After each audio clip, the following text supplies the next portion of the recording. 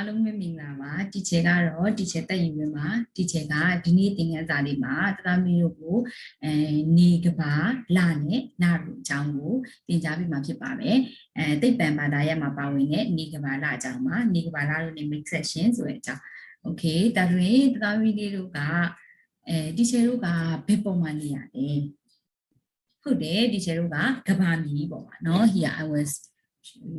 ဒီမှာတီချေတို့ကဒီကဘာမီးပေါ်မှာတီချေတို့ကနေကြရနော်ဆိုကဘာမီးမှာနေရဲဆိုတီချေတို့ကဒီနေ့သိပ္ပံဘာသာရပ်မှာနေကဘာလအကြောင်းကိုလေ့လာကြည့်ကြမယ်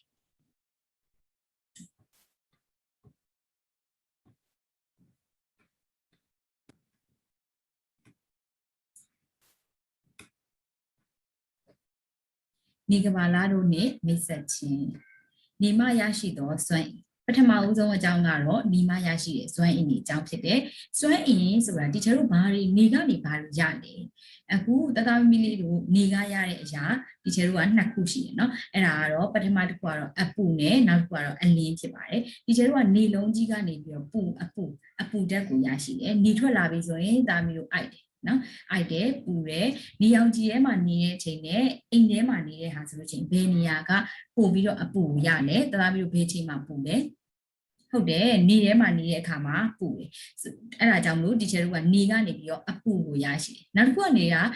နေပြီးတော့အလင်းတက်ရရှိတယ်တဲ့နေ့တစ်ခါမှာနေလုံးကြီးကထွက်လာတယ်နေထွက်လာတဲ့အချိန်ကစပြီးဒီချေတို့ကအလင်းတက်ကိုရရှိတယ်နော်အလင်းရောင်ကိုရရှိတယ်အလင်းဆိုတဲ့အလင်းစွမ်းရည်ကိုရရှိတယ်နေဝင်သွားပြီဆိုလို့ရှိရင်မှောင်သွားတယ်ဟုတ်တယ်เนาะโอเคဒါဆိုလို့ရှိရင်နေကနေပြီးတော့အစွမ်းအင်နှစ်မျိုးရတယ်ဒါကတော့အပူနဲ့အလင်းဖြစ်ပါတယ်နေကရရှိတဲ့အပူဒါဆိုလို့ရှိရင်ခုနတီချေပြောသလိုပဲ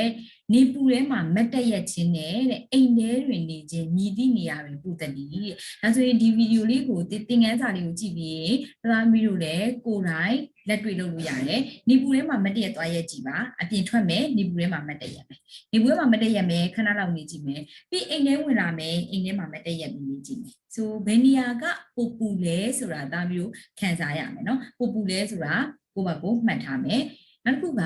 နေရာအောက်မှာနေရင်တဲ့ဘာကြောင့်ပူတယ်လို့ခံစားရတာလဲဒီကုန်းလေးကနော်နေရာအောက်မှာနေရင်ဘာဖြစ်လို့ပူတာလဲခုနပြောတယ်နေကဘာရလို့လဲဟုတ်တယ်နေကဘာပြီးလဲ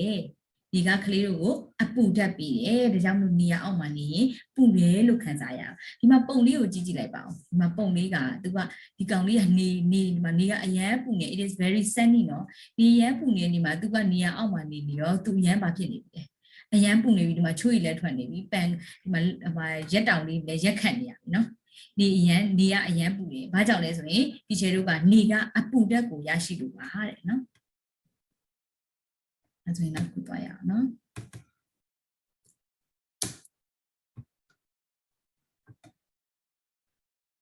ဒီမှာလည်းကြည့်ပါအောင်နေကနေပြီးတော့ဒီကျတော့အပူဓာတ်ရရှိရဲဆိုတော့နေနဲ့ဘာတွေလုပ်လို့ရလဲဆိုရင်အင်ဂျီလှမ်းမယ်နော်အင်ဂျီလှမ်းမယ်နေကရတဲ့အပူနဲ့အင်ဂျီတွေကခြောက်သွားမယ်နောက်တစ်ခုကနေကရတဲ့အပူတွေကြောင့်ဒီမှာဒီပုံလေးမှာဆိုလို့ရှိရင်မြေကြီးတွေအက်ကွဲလာတယ်နော်နေကအရန်ပူတယ်နေအရန်ပူတဲ့အခါမှာမြေကြီးတွေကအက်ကွဲလာတယ်ဒါဆိုရင်နေရတဲ့အပူနဲ့အင်ဂျီတွေခြောက်သွားအောင်လုပ်နိုင်တယ်နောက်တစ်ခုကတော့နေမရရှိသောအလင်းပထမဆုံးကပြောခဲ့သလိုပဲနေကနေပြီးတော့စွမ်းအင်နှမျိုးရမယ်ပထမတစ်ခုကအပူနောက်တစ်ခုကအလင်းဒါဆိုရင်နေရရှိရဲ့အလင်းရောင်ဘယ်လိုမျိုးလက်တွေ့ဆက်သက်လဲနော်ဒါဆိုရင်ဒီမှာဆိုရင်သူကပြောတာလေနေရောင်ရသောနေရာတွေနေပါမိမိလက်ထဲတွင်စာအုပ်ကိုကင်ထားပါဒါမှမဟုတ်နေရောင်ရတဲ့နေရာလေးမှာနေမယ်အခုဆိုရင်ဒီချက်ဆိုဗနေပေါက်နာလေးမှာနေရောင်ရတဲ့နေရာမှာနေမယ်စာအုပ်လေးတုပ်ကိုကင်ထားမယ်အဲ့စာအုပ်ကိုကြည့်လိုက်ပါမြင်ရပါသလားYeah, we can see နော်စာအုပ်လေးကိုမြင်ရတယ်နေရောင်ရတဲ့နေရာဖြစ်တဲ့အတွက်စာအုပ်လေးကိုမြင်ရတယ်ဒါပေမဲ့အဲ့စာအုပ်လေးကိုပဲကင်ပြီးတော့နေရောင်မရတဲ့နေရာကိုသွားမယ်လိုက်အခန်းထဲမှာပေါ့နော်အခန်းထဲမှာအလုံးပိတ်လိုက်မယ်ပြီးတော့နောက်တစ်ခုပို့ပြီးတော့နေရောင်မရဘူးဆိုတာဒီခန်းဆိုရင်နေရောင်ရနေတယ်ဒီမှာဗဒင်းပေါက်ကြီးရှိရင်နေရောင်ရအဲ့လိုနေရာမရအောင်နော်ဆိုဘယ်လိုနေရာကိုသွားမယ်ဆိုရင်ဗီဒီယိုထဲမှာဖြစ်ဖြစ်ဝင်ပုံးလိုက်မယ်ဗီဒီယိုထဲမှာပုံးမယ်တကားတွေအလုံးပိတ်လိုက်မယ်ဒါမှမဟုတ်လို့ရှိရင်ဒီမှာစောင်လေးရှိရင်စောင်ခေါင်းမချုံပြီးတော့စာအုပ်လေးကိုကြည့်ကြည့်ပါအဲ့ခါကျရင်စာအုပ်ကိုမြင်ရပါသလားတဲ့မြင်ရမယ်ထင်လားနေလည်းမရှိတော့ဘူးဆိုတော့စာအုပ်ကို ဟုတ်တယ်မြင်ရမှာမဟုတ်ဘူးเนาะလုံးကြည့်မယ်เนาะလက်တွေ့လုံးကြည့်မယ်စာအုပ်ကိုမမြင်ရတော့ဘူးတဲ့တကယ်တော့စာအုပ်ကိုမမြင်ရဘာကြောင့်လဲဆိုရင်နေရောင်မရှိတော့ဘူးနေရနေပြီးတော့အဲ့ဒါကိုကြည့်ခြင်းအပြင်တီချာတို့ကနေကနေပြီးတော့အလင်းရောင်ကိုရရှိရဲဆိုတာသိနိုင်တယ်ဒီမှာဆိုရင်အောက်မှာပုံလေးပေးထားတယ်เนาะဒီမှာဒီပဒင်းပေါက်ကလာတဲ့အလင်းလေးတစ်ခုကပဲဒီနားမှာလင်းနေတယ်ဒါဆိုရင်နေရလာတဲ့အလင်းကဒီနားလေးကိုရောက်ကျန်တဲ့နေရာတွေအားလုံးကမှောင်မဲနေတယ်เนาะအလင်းရောင်မရဘူးအလင်းရောင်မရတဲ့နေရာတွေဆိုဒါဆိုရင်နေမရတဲ့အလင်းရောင်အကြောင်းပါနောက်တစ်ခုကတော့နေကဘာနဲ့လဒါဆိုလို့ရှိရင်ဒီမှာကြည့်ပါအောင်ပုံလေးမှာနေကဘာနဲ့လအကြောင်းเนาะနေကဘာနဲ့လနေတာတဲ့တစ်ခုနဲ့တစ်ခုနဲ့ဘာလုပ်နေရလဲဆိုလို့ရှိရင်သူတို့ကိုယ်တိုင်ကလည်းလေနေရတစ်ခုနဲ့တစ်ခုနဲ့လည်းလှည့်ပတ်နေတယ်ဒီမှာဆိုရင်အလယ်မှာဆိုရင်ဘယ်သူရှိလဲဆိုရင်နေလုံးကြီးရှိမယ်เนาะဒီမှာနေလုံးကြီးရှိမယ်အဲ့နေလုံးကြီးကိုဘယ်သူကပတ်နေလဲဆိုရင်ကဘာကပတ်နေရဒီချုံနေတဲ့ဒီကဘာလုံးလေးပေါ့เนาะကဘာလုံးကပတ်နေမယ်ကဘာပတ်နေမယ်ကဘာနေကိုပတ်နေရင်းနဲ့လေသူကိုယ်တိုင်လည်းသူ့ရဲ့ဝင်ယူမှာဘာဖြစ်မှာလဲဆိုရင်ဒီလိုမျိုးလေးလှည့်နေတာเนาะလည်နေမယ်โอเคအဲ့လိုပဲကဘာကိုလည်းဘယ်သူကထပ်ပတ်နေလို့ဆိုရင်လကထပ်ပြီးတော့ပတ်နေတယ်တဲ့ဆိုနေကဘာနဲ့လာတော့ကတစ်ခုနဲ့တစ်ခုနဲ့လှည့်ပတ်နေတာဖြစ်တယ်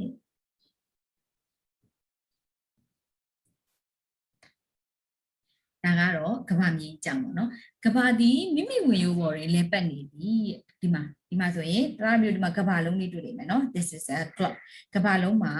ဒီမှာကဘာကသူ့ရဲ့ဝင်ယူပေါ်မှာဆိုတာသူ့ရဲ့ခွင်းမှာနည်းနည်းလေးစောင်းပြီးနေပတ်နေအတိအကျပြောရင်တော့23နှစ်ပိုင်းတစ်ပိုင်းနေပြီးတိမ်ဆောင်ပြီးတော့လဲပတ်နေဆိုတာဒီမျိုးလေးလဲပတ်မိမိဝင်ယူပေါ်မှာလဲပတ်နေတယ်သူကဒီလိုမျိုးတပတ်ပြည့်အောင်လဲမယ်ဒီနာကနေပြီးတော့တပတ်ဒီလိုတပတ်အတိအကျပြည့်အောင်လဲဖို့အတွက်ဆိုရင်တရက်ဒါမှမဟုတ်ရင်24နာရီကြာတယ်နော်တရက်24နာရီပြီးတော့ဒီအပေါ်ဆုံးပိုင်းလေးကိုကဘာလုံးရဲ့ဒီအပေါ်လေးကိုဒီချဲတို့ကဘယ်လိုခေါ်လဲဆိုရင် not ပိုလို့ခေါ်မယ်မြဝင်ရိုးစုံနော်မြဝင်ရိုးစုံဒီအောက်ကဟိုကတော့ south ပိုတောင်ဝင်ရိုးစုံလို့ခေါ်မယ်နော်ကဘာရဲ့အပေါ်ကိုမြဝင်ရိုးစုံဒီဘက်ကတောင်ဝင်ရိုးစုံဒီမှာပုံလေးမှာလည်းပြတာနော်မြဝင်ရိုးစုံနဲ့တောင်ဝင်ရိုးစုံရှိပါတယ်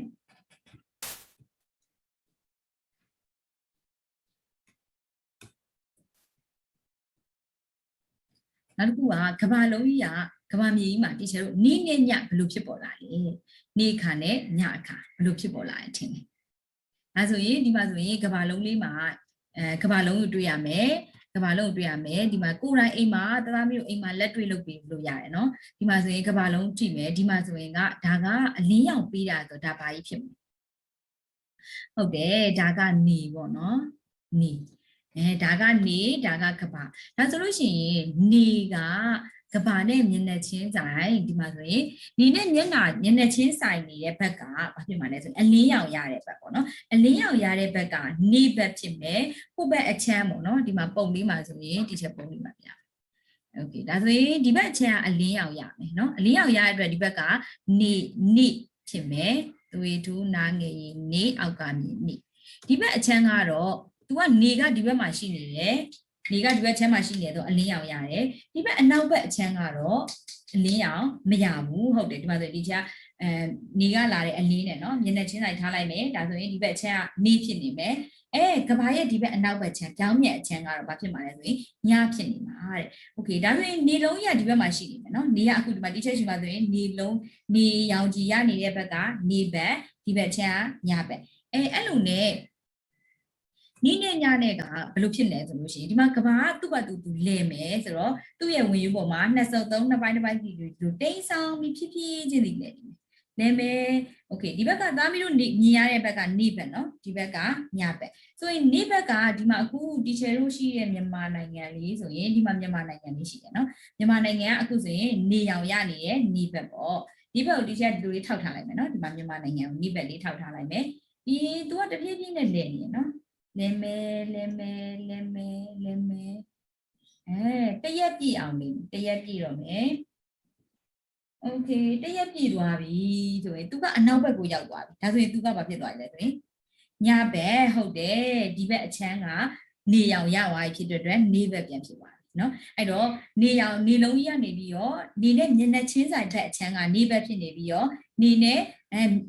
နေကနေကွယ်နေတဲ့ဘက်အချမ်းကတော့ညဘက်ဖြစ်နေမယ်အဲ့လိုနဲ့နေနဲ့ညဖြ ဖြစ်ပေါ်လာတာဖြစ်ပါတယ်။ဒါပြီးတော့အိမ်မှာဓမီလေးနဲ့ကဘာလုံး block လေးမရှိလို့ရှိရင်လည်းအိမ်မှာဘာလို့ရလဲဘောလုံးလေးနဲ့ပဲဖြစ်ဖြစ်နိနေညာဖြစ်ပေါ်လာတဲ့ပုံစံကိုလက်တွေ့စမ်းသပ်ကြည့်လို့ရပါတယ်။အဲဆိုရင်နိနေညာကောင်းကင်ဆိုနိဘက်ကောင်းကင်မှာမြည်တဲ့အရာတွေညဘက်ကောင်းကင်မှာမြည်တဲ့အရာတွေတူနိုင်ပါမလား။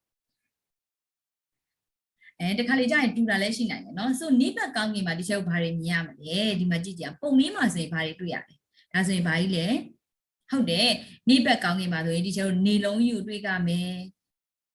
နိဘက်ကောင်းကင်လေးကလင်းနေမယ်နော်နိဘက်ကောင်းကင်ကလင်းနေမယ်ငှက်တွေပြန်နေရတွေ့ရမယ်ဟုတ်တယ်နိဘက်ကောင်းကင်โอเคညဘက်ကောင်းကင်မှာကြာဒီချက်ဘာတွေတွေ့ရမလဲလာကိုတွေ့ရမယ်ဟုတ်တယ်ကျဲလေးတွေတွေ့ရမယ်ဟုတ်တယ်ဒါဆိုလို့ရှိရင်နိဘက်ကောင်းကင်နဲ့ညဘက်ကောင်းကင်ပေါ့နော်နိဘက်နဲ့ညဘက်ကောင်းကင်ဒါဆိုဒီချက်နဲ့ဒီလေ့ကျင့်ခန်းလေးလုပ်ကြည့်မယ်နော် day and night နောက်တစ်ခုက night day ဆိုတော့နေ့ဘက်ပေါ့နော်နေ့ဘက်ရဲ့ဒီဘက်မှာကနေ့ဘက်မှာတွေ့တဲ့ဟာတွေကိုတခြားဒီမှာမြင်းလေးဆွဲပြီးပြောသွားမယ်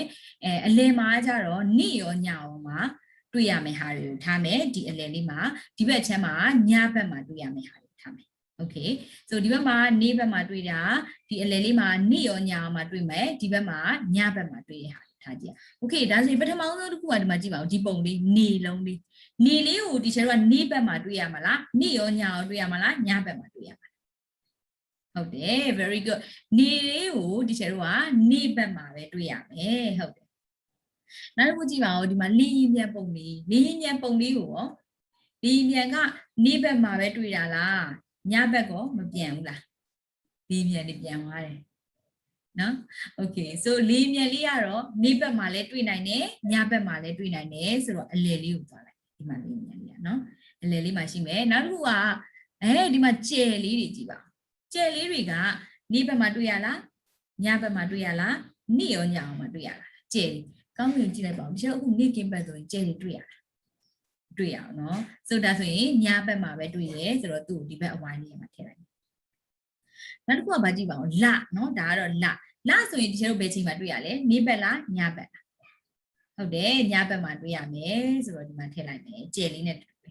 နောက်တစ်ခုကစွန်လေးကြည့်ပါဦးစွန်လေးကနေ့ဘက်မှာတွေ့ရမှာလားညဘက်မှာတွေ့ရမှာလားဒါမှမဟုတ်နေ့ရောညရောမှာတွေ့နိုင်လားစွန်လေးကိုစွန်လွတ်တယ်နေ့ဘက်ညဘက်နေ့ညโอเคဘယ်လိုပြောရမလဲစွန်လွတ်တာများသောအားဖြင့်ဆိုလို့တာတော့နေ့ဘက်မှာလွတ်တယ်ဒါပေမဲ့ညဘက်လွတ်တာလဲညဘက်လွတ်ရင်တော့မောင်ကြီးဖြစ်နေမှာနော်ဆိုဒီချက်ကိုနေ့ဘက်မှာပဲထည့်လိုက်ရအောင်နော်စွန်လေးကိုတော့နေ့ဘက်မှာပဲထည့်လိုက်ကြမယ်โอเคနောက်တစ်ခုကကြတော့တိမ်နေနဲ့ဒီမှာကြည့်ပါပုံကမိုးရွာနေတဲ့ပုံလေးနော်တိမ်နဲ့မိုးရွာတယ်โอเคတိမ်တွေကိုတွေ့ရမယ်မိုးရွာမယ်ဆိုတော့မိုးကနေ့ဘက်မှာပဲရွာတာလားညဘက်ပဲရွာတာလားဒါမှမဟုတ်နေ့ရောညရောရွာနိုင်တာလားစဉ်းစားကြည့်မယ်နော်မိုးကလေနေ့ဘက်မှာရွာတယ်ညဘက်မှာမရွာဘူးလားဟုတ်ဆိုဒါဆိုရင်နေ့ရောညရောမှာရွာနိုင်တာပေါ့ဟုတ်တယ်မိုးရွာတာကအလယ်လေးမှာထည့်လိုက်မယ်နေ့ရောညရောဖြစ်နိုင်တယ်နော်နောက်တစ်ခုကဒါလေးကကျယ်လေးတွေဖြစ်မယ်ညဘက်မှာတွေ့ရမယ်နော်ကျယ်ပုံစံလေးနော်အဲ့တော့ဒါလေးကိုတော့ဒီချာညဘက်မှာထည့်လိုက်မယ်နောက်တစ်ခုကတက်တန့်လေးကြည့်ပါဦးတက်တန့်လေးကိုဒီချာတော့ဘယ်ချိန်မှာမြင်ရမလဲနေ့ဘက်ကောင်းကင်မှာမြင်ရမှာလားဒါမှမဟုတ်ညဘက်ကောင်းကင်မှာမြင်ရမှာလားနေ့ရောညရောမြင်ရမှာတက်တန့်ဆိုတာမိုးရွာပြီးရင်ထွက်လာတယ်သူကနေရောင်ခြည်ကရတဲ့အလင်းတန်းတွေဖြာထွက်ပြီးတော့တက်တန့်လေးဖြစ်လာတာเนาะဆိုနေရောင်ခြည်ကရတဲ့အလင်းတန်းနဲ့ဖြာထွက်ပြီးတက်တန့်ဖြစ်တယ်ဆိုကနေကဘယ်ချိန်မှာတွေ့ရမှာလဲဟုတ်တယ်ဒီဘက်ကိုသွားလိုက်မယ်เนาะနေ့ဘက်မှာတွေ့ရမှာပါ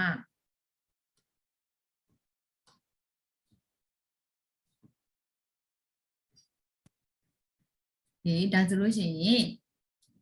နေ့ဘက်ကောင်းကင်ညဘက်ကောင်းကင်နေ့နဲ့ညကောင်းကင်ဆိုတာခွဲခြားတတ်သွားပြီเนาะအဲဆိုရင်နောက်ထပ်သင်ခန်းစာလေးတစ်ခုကတော့လဤပုံသဏ္ဍာန်အမျိုးမျိုးတဲ့ဒါသမီးလို့လကိုညဘက်မှာကြည့်ကြည့်မယ်เนาะကောင်းကင်မှာရှိတဲ့လဤကိုကြည့်ကြည့်မယ်နေ့တိုင်းပုံစံတစ်မျိုးတည်းကိုပဲတွေ့ရတယ်လို့ထင်လားမတူးเนาะဟုတ်တယ်တချို့ရက်တွေဆိုရင်လရအကြီးဖြစ်နေဟုတ်လားအကြီးဖြစ်ဒီကျတော့လာပြည့်ဟုတ်တယ်လာပြည့်အကြီးဖြစ်နေရက်ရှိတယ်ဒါမှမဟုတ်လို့ရှိရင်လည်းဒါကလုံးဝမမြင်အောင်မှောင်မဲနေရလာရှိမယ်ဒါမှမဟုတ်တင်းတင်းဒီလိုကွကွင်းလေး နဲ့တေးသေးလေးမြင်ရတဲ့အချိန်ရှိရနော်ဆိုအဲ့ဒါကလာရဲ့ပုံစံမတူတဲ့ဟာတွေကိုမြင်နေရပါဒါဆိုလို့ရှိရင်ဒီနေ့ဒီသင်ခန်းစာလေးမှာတော့လာဤပုံစံအမျိုးမျိုးဆိုတာကိုလေ့လာကြည့်မယ်ဒီမှာဒီပုံလေးမှာဆိုရင်ဒီမှာနေလုံးရှိတယ်နေဒီမှာအလယ်မှာတော့ကဘာပေါ့နော်ဒီမှာစာရေးပြမယ်ဒီမှာနေရှိမယ်ဒီမှာကဘာရှိမယ်ဒီလာကတော့ကဘာကိုလှည့်ပတ်နေမယ်နော်လာကကဘာကိုလှည့်ပတ်နေတယ်ဒီချက်ဒီမှာလည်နေတဲ့ပုံလေးကြားတာဒီမှာဆိုရင်ပထမဦးဆုံးဒီဘက်ချက်အစကြည့်လိုက်ကပုံနံပါတ်1လေးကိုကြည့်မယ်ပုံနံပါတ်1လေးကနေကနေပြီးတော့အလင်းရောင်ပေးနေတဲ့အတွက်ကြောင့်လာကဒီမှာလာကဒီဘက်မှာမြင်နေရနော်လာကိုမြင်နေရတဲ့အတွက်ကြောင့်လာကိုကဘာကနေအပြည့်တရံမြင်ရတယ်ဆိုလို့ရှိရင်ဒီချေတို့အဲ့ဒါကိုဘာလို့ခေါ်လဲဆိုလို့ရှိရင်လာပြည့်လို့ခေါ်မယ်နော်လာအပြည့်ဖြစ်နေမယ်ပြီးသွားလို့ရှိရင်ပုံနံပါတ်2လေးမှာတော့လာစုပ်နော်လာစုပ်ဆိုလို့ရှိရင်လာအပြည့်လေးရောမဟုတ်ဘူးဒီမှာအလင်းရောင်ဖြစ်နေတဲ့ဘက်လေးကိုမြင်နေရမယ်ဒါဆိုရင်လာစုပ်တဖြည်းဖြည်းနဲ့လာစုပ်ရှိရကြလို့ရှိရင်လာရဲ့ဒီလိုတစ်ချမ်းတစ်ဝက်လေးကိုပဲမြင်ရတော့မယ်ဒါကိုတော့ဒီချေတို့ကလာစုပ်ရှိရလို့ခေါ်တယ်နောက်တစ်ခုကတော့လာစုပ်14ရက်ဆိုရင်ဒီလိုတိတိလေးပဲမြင်ရတော့မယ်နော်တိတိပဲမြင်ရတော့မယ်နောက်ဆုံးလုံးဝမမြင်ရတော့ဘူးလာကိုမောင်မောင်မဲမဲဖြစ်သွားပြီဆိုရင်တော့အဲ့ဒါကိုလာကွယ်လို့ခေါ်မယ်လာကွယ်ပြီးသွားတာ ਨੇ လာကွယ်ပြီးတော့နောက်ထပ်ဘာမြင်ရမလဲဆိုရင်လာဇန်လာရဲ့လာဇန်သစ္စာလာလေးဒီလိုအကွေးလေးမြင်ရလိမ့်မယ်အဲ့ဒါကိုလာဇန်လို့ခေါ်မယ်ပြီးရင်ဒီလိုတစ်ချမ်းလေးပြန်မြင်ရမယ်ဒါကိုတော့လာရဲ့လာဇန်ရှိရလို့ခေါ်ပါမယ်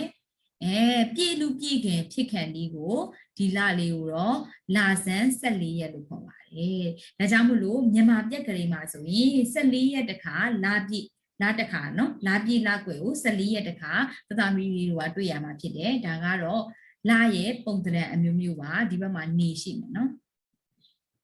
လာကိုကဘာကမြင်ရတဲ့ပုံစံအမျိုးမျိုးဒါဆိုလို့ရှိရင်နေကိုဒီပုံလေးကတော့နေကိုဒီမှာကဘာကပတ်နေတယ်ကဘာကိုလာကပြန်ပြီးတော့ပတ်နေအဲ့လိုနဲ့ပဲနေနေညာဖြစ်လာမယ်ပြီးတော့လာရဲ့ပုံစံအမျိုးမျိုးကိုလည်းကဘာကနေမြင်ရမယ်ဒါဆိုလို့ရှိရင်သူတို့ရဲ့ rotation ပေါ့နော်ဘယ်လိုပတ်လဲဆိုတာကိုသသားမီတို့အိမ်မှာcraft လေးလုပ်လို့ရပါတယ်လက်မှုလေးနဲ့ဒီမှာပြထားတဲ့အတိုင်းပဲ teacher worksheet လေးမှာလည်းဒီ worksheet လေးကိုတင်ထားပေးတယ်ဒါလေးကိုအိမ်မှာ you have to cut it ညှက်မယ်ညှက်ပြီးလို့ရှိရင် color လေးချဲမယ်ချဲပြီးသွားလို့ရှိရင်နေကဘာလရဲ့လှည့်ပတ်တဲ့ပုံစံကိုသသားမီတို့အိမ်မှာလက်တွေ့စမ်းသပ်ကြည့်လို့ရပါတယ်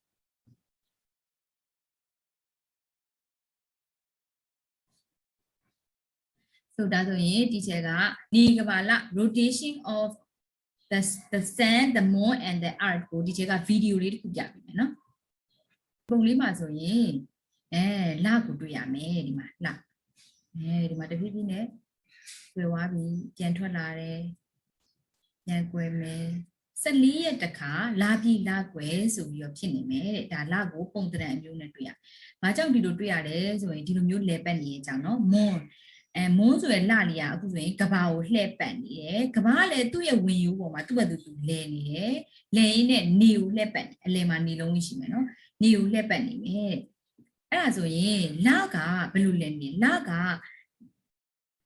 ကဘာကိုပတ်နေတဲ့အချိန်မှာ28ရက် once every 27.3 day 28ရက်ကြော်လေးကြာတယ်တဲ့သူကတပတ်ပြည့်အောင်နေဖို့အတွက်ပေါ့နော်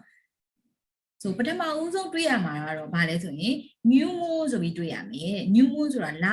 ကွယ်နေတာနော်ဘာမှမမှောင်နေတရားဆိုရင်ဒီပုံစံလေးကိုတွေ့ရမယ်ဆိုရင်လရဲ့ဒီပုံစံလေးကို new moon ဒီချက်မြန်မာလို့ဆိုရင်တော့လကွယ်လို့ခေါ်မယ်နော်ဘာမှမမြင်ရသေးဘူးမှောင်ကြီးဖြစ်နေမယ်လကွယ်ဖြစ်နေမယ်တွေ့ရမယ် moon ကတော့ပြီးရင်နည်းနည်းလေးလှည့်သွားပြီနော်လှည့်သွားပြီဆိုရင်ဒီမှာဆိုရင်လာဇန်လို့ခေါ်မယ်လာရဲ့ဒီအပိုင်းတေးသေးလေးဒီလိုကွေးသေးသေးလေးကိုပဲမြင်ရအောင်မယ်နော်ဒီမှာပြမယ်ဒီကွေးသေးသေးလေးကိုပဲမြင်ရအောင်မယ်ကဘာကနေကြည့်လိုက်အဲ့လိုသေးသေးလေးမြင်ရအောင်လာဇန်လို့ခေါ်မယ်ပြီးရင်လာဇန်8ရက်ရောက်လာနော်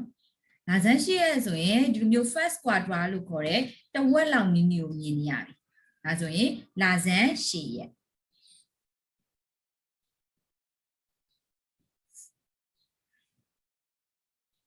လာဇန်8ရက်ပြီးသွားလို့ရှိရင် လာဇန်14ရက်